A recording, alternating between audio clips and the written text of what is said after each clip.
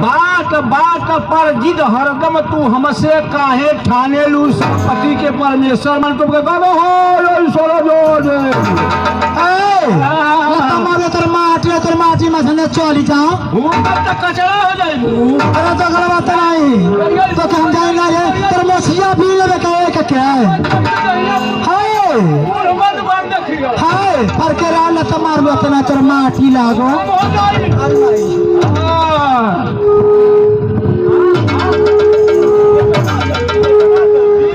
ये तो ना जल्दी गिरवा लेबू कहला त मारबा सुनो जब बात पर जिद हरदम तू हमसे काहे ठाने लू आ सभा पति के परमेश्वर में तुमके गधा ऐसा काहे ठाने लू तोर चाल ऐसे बेला त मारबा जैसे कहीं सियाई ले बदला धमकावे आ हमके जैसे खाजरी नीचे ऊपर सुरसास मुँह बावे मनई के लेखा बतियावा झगड़ा टंटा जंतु था न कुछ हो तो तू हमके जानो सखी सहेलिन के घर जाके दिन भर भी दाद हलू सारा कसयावर सिनेमा देखू पिकनिक रोज मनावे जैसे नथे के पहिया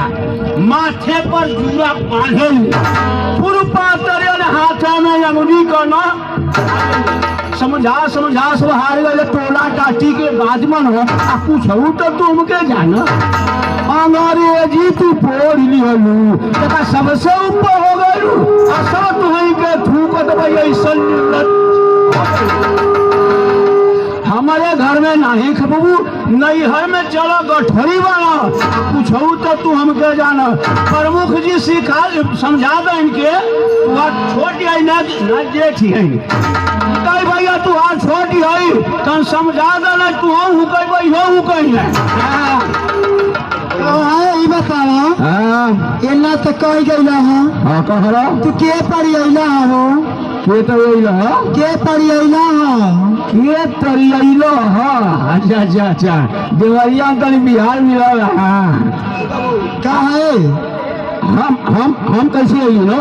हां तू के पड़ी आइला है पूछत है का है बा हां तू के हवा हो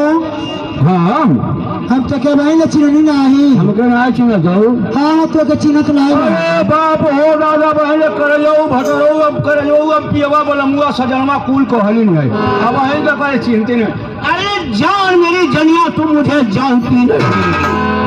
जान मेरी जनिया तू मुझे जानती नहीं मैं हूँ तेरा भक्ता मुझे पहचानती नहीं